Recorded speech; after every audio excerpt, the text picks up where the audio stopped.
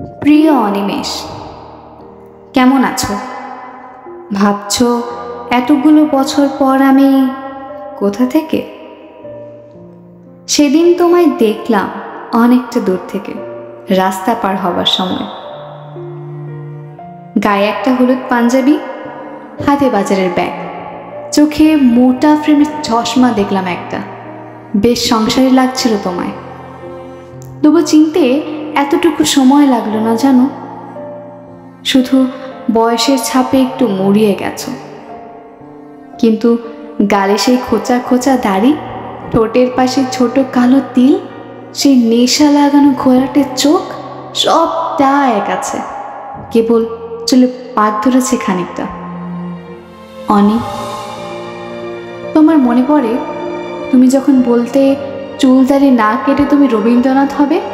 আমি কি রেগে যেতাম সেটা শুনে। আমি শুধু ভাবি জীবনের এই 22টা বছর কিভাবে চলে গেল আমাদের দুজনের থেকে। সব তো ঠিকই ছিল, হঠাৎ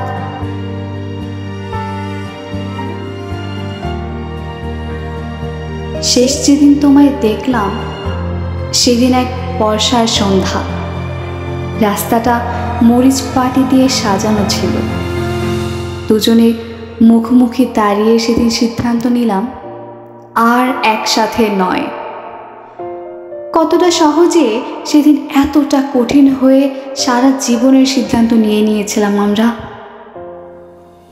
অনিমেষ, সেই সন্ধ্যায় দুজন দুপাশে হেঁটে যাওয়ার সময় আমি খুব করে চাইছিলাম তুমি আমায় একটা বার আটকাও। কিছুটা যাওয়ার পর যখন পিছু ফিরে তাকালাম, তখন নিয়ন বাতির আলোয় তুমি হেঁটে যাচ্ছ, ধীরে ধীরে মিলিয়ে যাচ্ছ দূরে, কেমন জানি ধূসর হয়ে।